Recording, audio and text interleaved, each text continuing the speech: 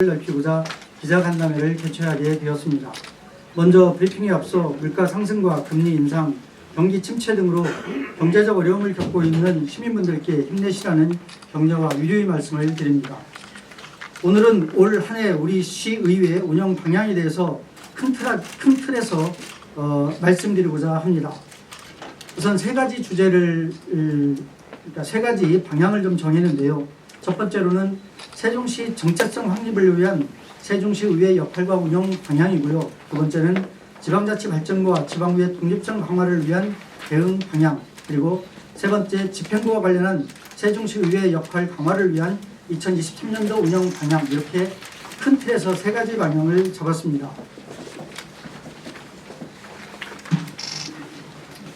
순서대로 말씀을 드리겠습니다. 첫 번째, 세종시 정체성 확립을 위한 세종시의회 역할과 운영 방향입니다. 우리 세종시는 2002년 노무현 전 대통령의 행정수도건설 선언 이후 많은 우여곡절을 겪으며 2012년 수도권 과밀 해소와 국가균형 발전이라는 정체성을 가지고 출범했습니다. 이러한 우리 세종시의 정체성 확립을 위한 핵심 요소는 행정수도 완성과 자족기능 확충에 있다고 생각을 합니다. 지난 10년 동안 47개 행정기관과 25개 공공기관이 이전하였고 생활권별 각종 도시 인프라가 구축되었으며 인구도 39만 명으로 증가하는 등 세종시가 국가균형 발전의 상징도시로서 성장해 오는데 많은 성과도 있었습니다. 그러나 현 시점에서 면밀히 살펴보면 우리나라 인구의 절반과 사회, 정치, 경제, 문화의 기반은 여전히 수도권에 집중되어 있고 지방은 그 소멸 위기를 걱정하고 있는 상황이며 대통령실과 국회, 법무부를 비롯한 일부 중앙행정기관이 계속 수도권에 남아있어 행정 비효율의 문제를 계속 야기하는 등 국가균형 발전의 핵심인 행정수도 완성과 자족기능 확충이라는 과제가 여전히 숙제로 남아있습니다. 우리 시의회는 올 한 해 진정한 의미의 국가균형 발전 상징 도시로서의 세종을 완성해 가기 위해 지난 10년을 되돌아보고 향후 10년을 준비하며 행정수도 완성과 자족기능 확충에 모든 노력을 기울여 나갈 계획입니다. 지난 5일 김진표 국회의장께서는 행정수도 완성의 한 축인 국회 세종사당 건립을 구체화한 국회 세종사당 설치 및 운영에 관한 규칙안을 국회 운영위원회에 제출한 바 있습니다. 이는 39만 세종 시민의 영혼을 담아 우리 시의회에서 지속 요구했던 사항이 현실화된 만큼 이제는 지난해에 이어 대통령 세종심실 설치의 구체적 이행과 함께 국회 세종사당 분원이 아닌 전부 이전 및 건립 조속 추진의 모든 역량을 집중하는 한편 법무부 및 수도권 잔류 중앙행정기관의 세종 이전과 국회타운 및 디지털 미디어 단지 조성, 세종법원 설치 등의 추진에 있어서도 우리 시의회 차원의 결의안, 건의안 등을 채택하여 대통령실, 국회, 중앙행정기관에 우리의 강력한 의지를 알리고 필요하다면 4개 충청권 광역시도의 힘을 모아 대통령, 국회의장과의 면담을 추진하는 등 행정수도 완성을 구체화한 노력들을 계속해 나가겠습니다. 또한 이와 더불어 우리 세종시가 국가균형발전의 모범도시로서 온전히 성장할 수 있도록 자족기능 확충에 많은 노력을 기울이겠습니다. 자족기능 확충의 핵심은 우량기업 유치를 통한 일자리 창출로 지역경제의 선순환 구조를 만들고 우수대학 유치를 통한 지역인재 확보와 정주 인구 확대에 있다고 생각합니다. 우리 시의회는 이를 위해 중앙정부 차원의 규제 개혁과 제도적 개선이 필요한 사항에 대해서는 적극 대응하고 우리 시 자체 규제와 제도적 미비점에 대해서도 지속적으로 개선해 가도록 하겠습니다. 최민호 시장께서 추진하려는 경제 자유구역 지정과 글로벌 창업 빌리지 조성 등 자족기능 확충 정책에 대해서도 면밀히 검토하여 협조할 부분은 적극 협조하고 미흡한 부분은 정책적 대안을 제시하는 한편 KTX 세종역 설치, 충청권 메가시티 건설, 세계대학 경기대회 성공적 개최 등과 같은 자족기능 확충 작업도 차질 없이 추진되도록 모든 역량을 집중하여 우리 세종시가 국가균형 발전의 모범도시로 완성할 수 있도록 저희 세종시의회도 최선을 다하겠습니다. 두 번째입니다. 지방자치 발전과 지방의회 독립성 강화를 위한 대응 방안입니다. 다음은 여러분 잘 아시는 것처럼 지난해 정부 개정된 지방자치법 시행으로 지방의회 인사권이 독립되고 주민조례 발안 제도가 새롭게 시행되는 등 지방자치 발전과 지방의회 독립성 강화에 많은 진전이 있었습니다. 그러나 여전히 지방의 정책들은 중앙정부의 정책에 따라 크게 영향을 받고 있고 법률의 유인 범위를 넘을 수 없는 조례 제정권의 한계와 입법활동 보좌 인력의 부족, 지방의회의 조직권과 예산 편성권 부재 등은 지방자치발전과 지방의회 독립성 강화에 저해 요인으로 작용되고 있습니다.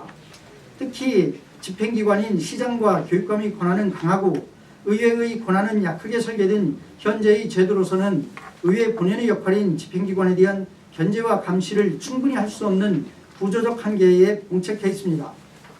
시민의 대의기관인 지방의회가 지역 내 불균형적인 발전과 시민 불편사항 해소 등과 같은 지역사회 문제를 주체적이고 능동적으로 해결해 나가는 데 어려움을 겪고 있습니다. 저는 지난해부터 이러한 문제점 해결을 위해 대한민국 시도의회 의장협의회에 참석하여 정책위원장직을 수행하며 지방의회법 조속재정 촉구건의안과 자체 감사기구 지방의회 산하이속 건의안 등을 제안하여 만장일치 가결을 이끌어냈으며 의장협의회 정책사업비를 활용하여 전국 시도의회 최초로 지방의회 독립성 강화를 위한 제도 개선 연구 용역을 실시해서 의장협의회에서 그 결과를 브리핑하는 등 지방자치발전과 지방의회가 대의민주주의 실현을 위한 독립기관에 걸맞는 역할과 권한을 행사할 수 있도록 제도적 개선을 위해 많은 노력을 기울여왔습니다. 작년 한 해는 이러한 지방자치발전과 지방의회 독립성 강화를 위해 초색을 다지는 해였다면 올해는 전국 시도의회 의장 및 우리 시의회 의원님들과 함께 성과를 만들어내는 해로 삼겠습니다. 특히 지방의회법 제정 및 시행, 자체 감사기구 지방의회 산하 이속, 지방의정연수원 설립, 정책지원 인력 확대, 의정비 현실화, 의원 공약이행 추진기구 설치 등을 중심으로 부족하거나 불충분한 제도 등을 지속적으로 개선하도록 하겠습니다. 우리 시의회 의원님들과 함께 힘을 모아 제도 개선을 위한 논리적 의제를 만들고 이를 의장협의회의 안건으로 제안하여 전국적 공감대를 이끌어내는 것은 물론 국회와 대통령실, 중앙부처에 관한 내용을 전달하여 제도 개선을 지속적으로 추구하여 가시적인 성과를 내도록 하겠습니다.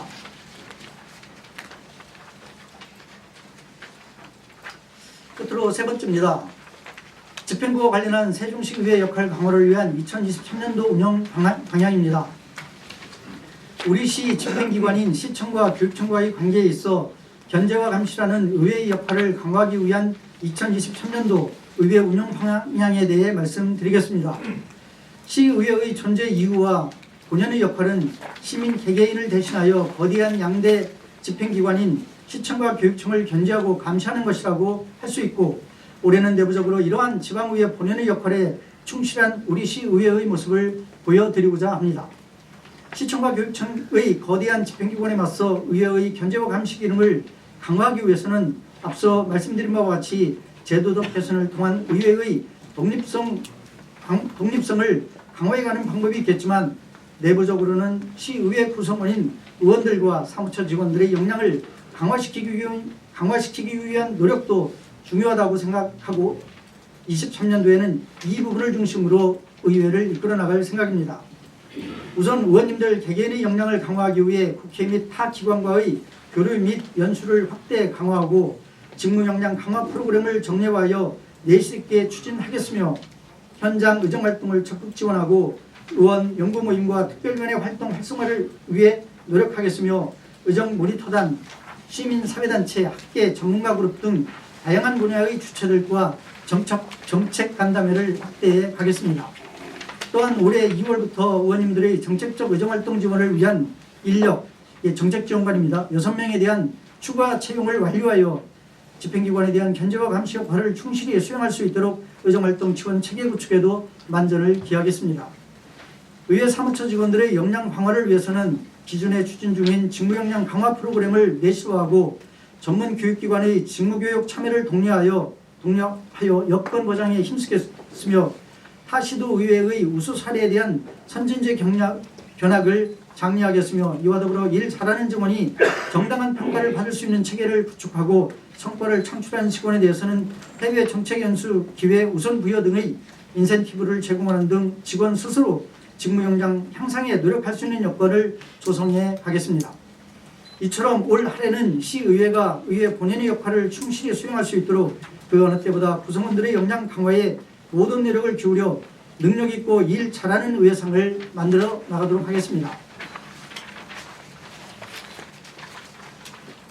올해의 사자성어는 함께 살고 함께 번영해 가자는 의미로 우리 시의회는 공존공영으로 정했습니다. 일상적으로 많이 쓰이는 공존공영을 올해의 사자성어로 선정한 이유는 의회의 기본 원칙과 기능인 민의 수렴, 집행에 대한 견제와 감시 및 협업에 충실하자는 취지이며, 또한 공존공영은 대한민국이라는 큰 틀에서 수도권과 지방이 함께 번영할 수 있는 국가 균형 발전을 실현해가고, 아울러 세종시에서는 신도심과 원도심, 도시와 농촌이 지역 내 균형 발전을 실현해가자는 의미도 담고 있습니다. 이러한 의미에서 올해 우리 시의회 운영 방향과도 일치한다고 생각합니다. 2023년은 이러한 공존공영의 정신으로 더불어 함께 잘 사는 세종시를 만들기 위해 세종 시민들과 함께 힘차게 나가겠습니다. 앞으로 많은 응원과 격려를 부탁드리며 브리핑을 마치겠습니다. 감사합니다.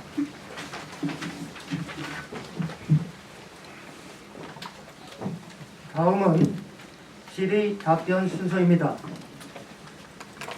오늘 질문은 간담회 시작 전 말씀드린 바와 같이 2023년 세종시의회 운영 방향 등 3가지 주제를 중심으로 해서 질의해 주실 것을 다시 한번 협조 말씀드립니다.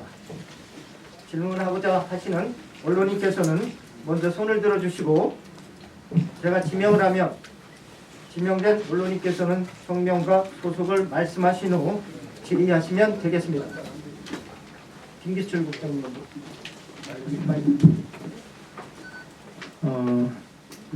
신년 기자간담회인데요.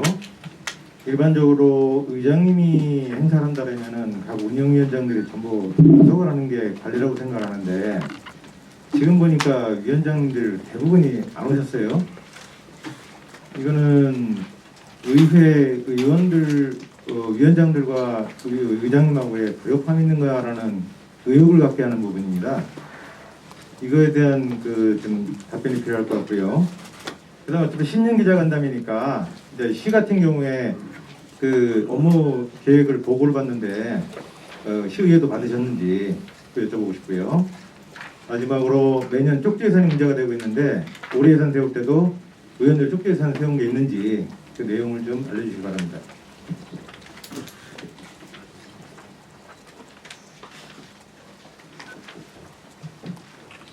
예, 질문 주셔서 감사드립니다.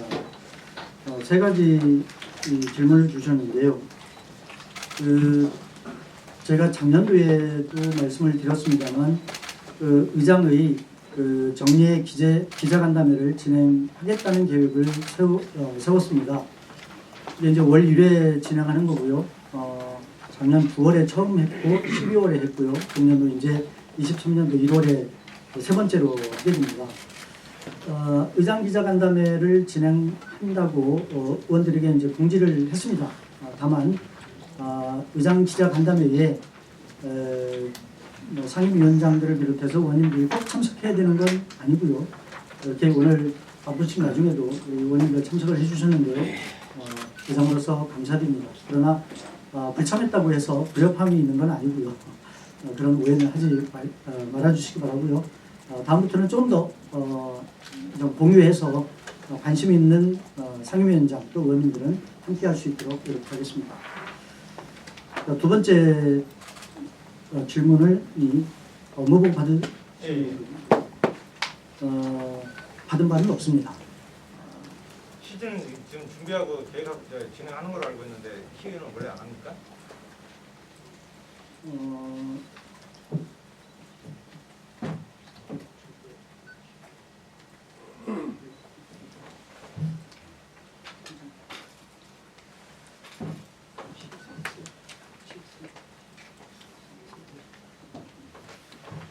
시에서는 현재 시장님이 업무보고를 받으려고 준비하고 있고 실국별로 이렇게 준비를 하고 있다는 말씀을 지금 들었고요. 우리 시의회도 15일 이전까지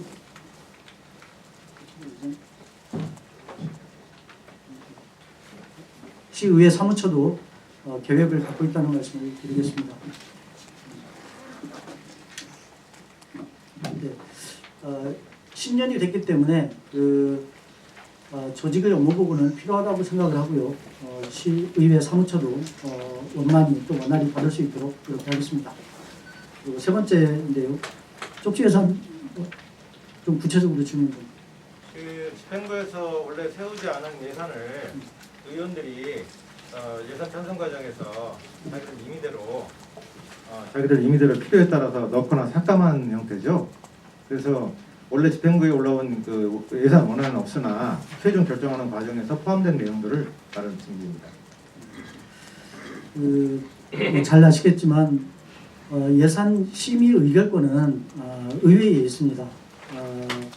현재 제도적으로는 집행부에 예산 편성권이 있고 의회에 예산 심의 의결권이 있습니다. 따라서 집행부에서 예산을 편성해서 의회로 넘어오더라도 이거에 대한 종합적인 결정은 의회에 있습니다.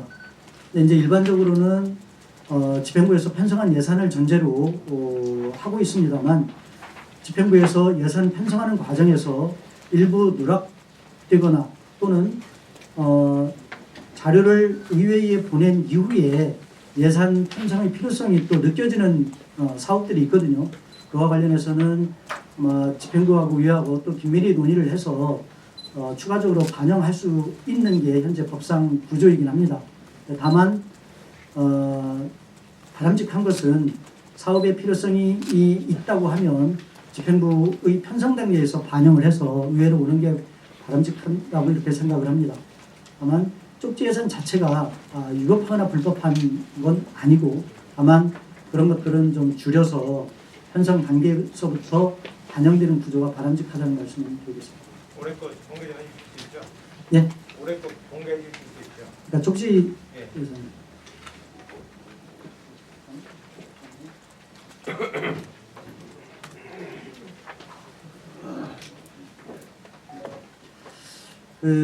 쪽지 예산의 구체적인 내용을 제가 면밀하게 검토는 못 해봤는데요. 관련된 상임위에 제가 알아보고 공개할 수 있는 내용들은 공개하도록 이렇게 하겠습니다. 예. 다음 질의하실 임원선 먼저. 예, 오태인 임원선 기자입니다. 저는 그 사자성어의 공존 공영에 관련돼서 질의를 하겠습니다. 먼저 전 의회 때는 국민의힘 쪽에 한 분이 있었어요. 근데 이번에는 6분이 됐거든요. 비례가 7분이 계시는데 공존 공영 전에는 지금 공존하려고 해도 좀 힘들었을 텐데 이번에는 그래도 7분이 계시니까 의회 차원으로 10개는 의회 차원에 좁게 공존 공영에 대해서 좀 심도 있게 추진 계획을 말씀해 주시고요. 그 불쌍한 국민의힘 먼저 번에 한 명 있었거든요. 이번에 7명 조금 기 좀 살려주시기를 그런 추진 계획이 있으시면 간단히 좀 부탁드립니다. 예, 질문 감사드립니다. 3대 의회 때 그 김수석 의원님이 한 분이셨거든요. 저랑 상임위를 2년 동안 했습니다. 제가 교환위원장 할 때 그분이 교환위원이셨는데요. 공존 공영을 충실하게 저는 진행했다고 생각을 합니다. 절대 불쌍하지 않습니다. 지금 이제 우리 의회 정원이 20명인데요. 국힘 의원님이 7분, 민주당 의원님이 13분입니다. 원구성 과정에서부터 공존 공영의 그 원리가 잘 작동됐다고 저는 생각을 합니다. 제가 공존 공영을 쓴 것은 의회 내에서의 그런 협소한 시각에서 제가 쓴 건 아니고요. 오히려 작게 보면 아까도 말씀드렸지만 세종시 내에서의 균형 발전 그리고 좀 더 큰 틀에서는 국가 균형 발전이라고 하는 틀에서 말씀을 드렸습니다. 제가 우리 그 예결위 전문위원실에 22년도 결산과 23년도 예산 분석을 좀 하라고 제가 좀 부탁을 해놓은 게 있습니다. 이게 그동안에도 결산과 예산을 자체적으로 분석을 해왔습니다만 이게 국회 분석 틀이 있습니다. 그래서 국회 분석 틀에 좀 맞춰서 우리 시의 교육청과 시청의 결산과 예산을 좀 분석을 하고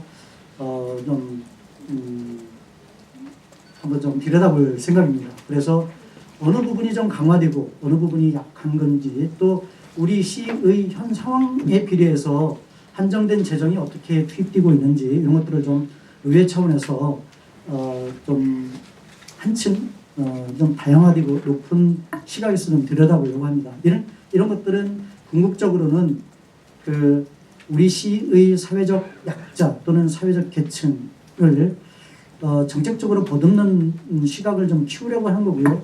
다른 한편에서는 아까도 말씀드린 것처럼 우리 시 내에서의 균형 발전을 도모하기 위해서는 어떤 부분에 어떻게 재정을 투입하고 방향을 설정해 가는 것이 바람직한 것인가를 객관적인 데이터를 좀 얻으려고 하는 작업의 일환입니다. 이렇게 이해해 주셨으면 좋겠습니다. 네, 세종파라미의 박은주입니다. 질문 드리겠습니다. 나눠주신 브리핑자료 4페이지에도요. KTX 세종역 설치, 충청권 메가시티 건설, 세계대학 경기대회 성공적 개최를 위해서 노력하겠다고 써주셨는데요. 강하니까 붉은 펜으로 표현을 하셨을 것 같은데 바로 어제였어요. 어제 시청 신년 기자 간담회에서도 최민호 시장님께서도 이 부분에 대해서 좀 곤욕스러운 질문도 받기도 하셨는데, 이 유니버셔드 대회 관련해서 인프라 확충을 위해서도 최민호 시장님은 세종 KTX역은 꼭 필요하다라고 지난 5일에 충청권 그 지도자들이 만났을 때 강조를 하셨습니다. 그러다 보니 거기서 여러 가지 또 논란이 나오기도 했고, 충청 밉상이라는 기사를 통해서 다 보셨을 거예요. 이러한 갈등의 구조까지 만들어지고 있습니다. 이런 상황에서 가장 중요한 것은 세종역 KTX역이 금남면에 들어올 때 기술적으로 어렵다는 것은 이미 예전에 판단됐다라는 말까지 다시 나오고 있는 상황이거든요. 이 부분에 대해서 의회 차원에서도 하실 말씀이 많으실 것 같은데 다른 의원들의 의견은 지금 못 듣더라도 의장님의 의견은 좀 오늘 들을 수 있을까 싶습니다. 저는 원론적이고 당위론적인 측면에서 말씀을 아주 간단하게 드리겠습니다. KTX 세종역은 비단 세종만의 이 주제가 아니고 오히려 작게 보면 충청권의 주제이고요. 좀 더 넓게 보면 대한민국 전체의 주제라고 저는 생각을 합니다. 따라서 KTX 세종역이 왜 필요하냐라고 하는 당위적인 측면에서는 이미 여러 차례 의견들이 나왔기 때문에 제가 별도로 설명을 안 드려도 공감하시리라고 생각을 하고요. 세종시의회 의장인 저도 KTX 세종역은 여러 가지 측면에서 꼭 필요하다 이렇게 말씀을 드리겠습니다. 기술적인 문제에 대해서 불가능하다는 의견에 대해서 알고는 계시는지. 그리고 두 번째는요. 기술적인 측면 이제 이런 워딩들이 나오고 있는데요. 대한민국이 기술적으로 인공 위성도 쏘아올리고요. 4.2km짜리 터널도 뚫고 있는 기술력을 갖고 있습니다. KTX 세종역을 만드는 데는 기술적으로 전혀 어려움이 없을 걸로 기술에 대해서 문외 아닌 저도 공감하고 있습니다.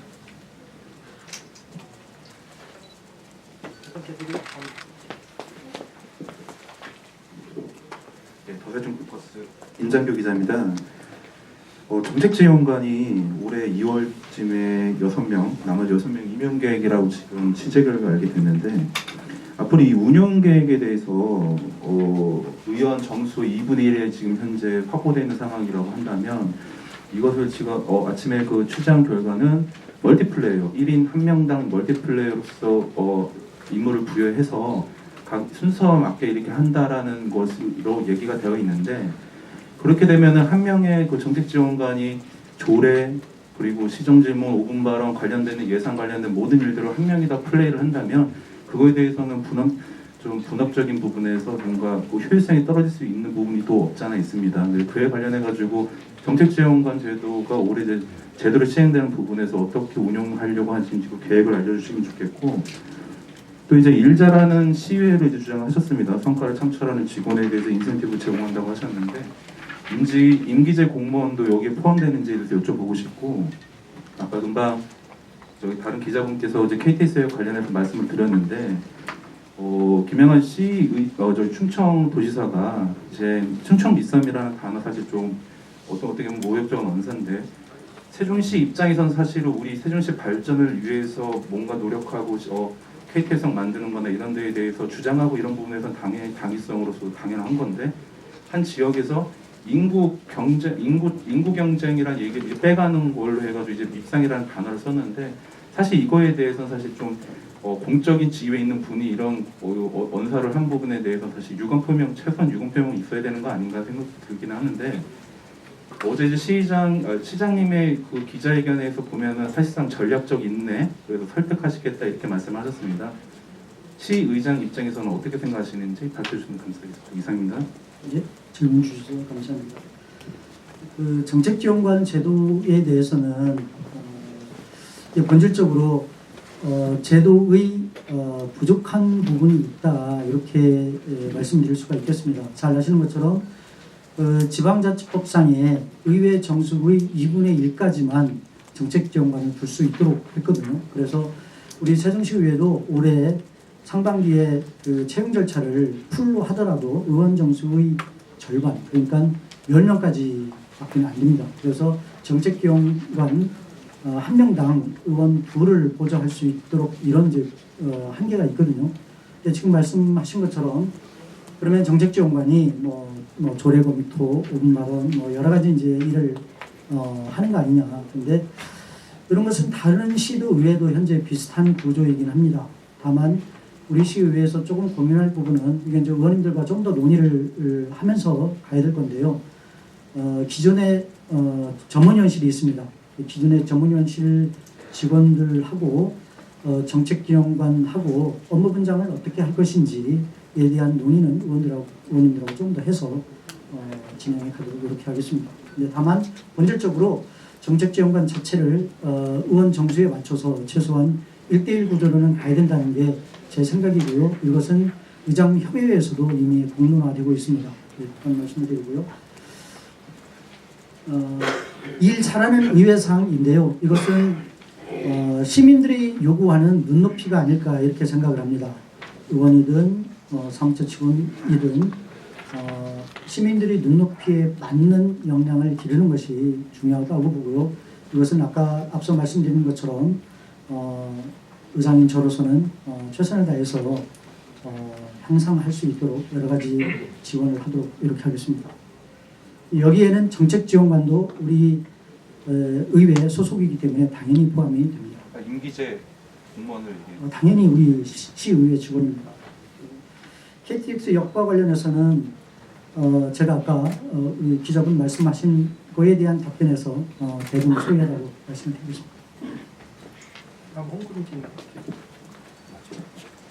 네, 뉴스피면 홍근진입니다. 우선 의장님을 비롯해서 오늘 여기 참석하신 모든 분들 새해 복 많이 받으시기 바랍니다.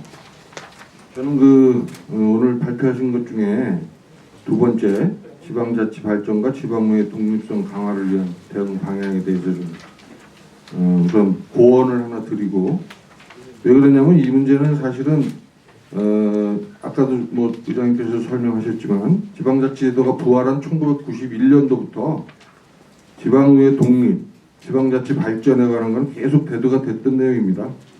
근데 굳이 오늘 이 자리에서 시간을 그렇게 할애하셔서 연구 결과를 보고하실 필요가 있었겠냐 하는 아쉬움이 있어서 말씀드리는데요. 뿐만 아니라 이건 매년이 아니라 지방의회가 재구성될 때 4년마다 한 번씩 초년도에 계속 나오던 얘기입니다. 또 특히 의장 임기가 2년이기 때문에 2년마다 한 번씩 또 나옵니다. 그런 얘기를 여기서 굳이 하실 필요가 있었겠냐는 아쉬움이 있어서 말씀드리는데요. 또 질문을 드리는데요. 지방의회 독립성 강화가 되기 위해서 정치적으로 정당 추천 배제가 돼야 됩니다. 저는 그렇게 생각하는데 그 문제에 대해서 어떻게 생각하는지 의장님 의견을 듣고 싶고요. 그 다음에 올해 그 공정공영이라는 모토를 내셨는데 이게 일제 강점기의 용어 같다, 또 그 권위주의 시대의 용어 같다라는 이야기가 있어요. 사자성어에는 없는 단어입니다. 사실은 그 문제에 대해서 어떻게 생각하십니까? 두 가지 질문드리겠습니다. 이상입니다. 예, 질문 주셔서 감사합니다. 먼저 첫 번째 질문에 그 지방자치 발전과 지방의회 발전과 관련된 주제인데요. 잘 아시는 것처럼 91년도 지방자치가 부활된 이후에 지방의회의 역할 또 지방자치 발전이라고 하는 주제에 대해서는 지속적으로 담론화돼 왔거든요. 이것은 뭐 지금 뭐 이제 50가구 헌법이라고 하죠. 이게 헌법에도 명시가 돼 있지만 그 대한민국 역대 정부에서 계속적으로 담론적으로 들어갔던 내용입니다. 따라서 의장의 임기가 2년이고 의원들의 임기가 4년을 불문하고요. 우리들의 임기는 한시적입니다. 그런데 이 주제는 결코 한시적인 주제가 아닙니다. 누가 의장을 하든 누가 의원을 하든 이 주제에 대해서는 계속 공론화하고 담론화하고 노력해야 될 주제라고 저는 생각을 합니다. 계속 있어 왔지만 지금도 있어야 되고요. 앞으로도 계속 노력해야 될 주제라고 생각을 합니다.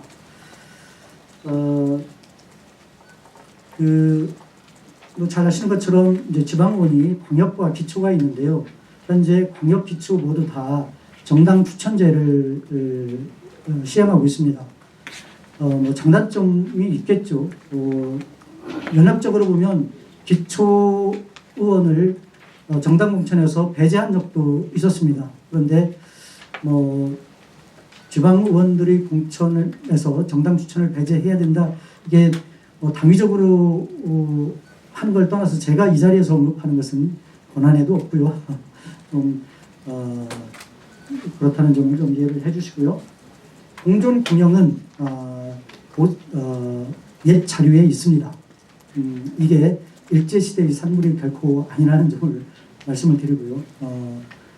아까도 말씀드린 것처럼 공존 공영의 취지가 더불어 함께 잘 산다는 내용입니다. 이걸 좋은 뜻으로 선회해 주셨으면 고맙겠습니다. 시간 관계상 질문은 여기까지 받도록 하겠습니다. 언론인분들께서 많은 양해를 바랍니다.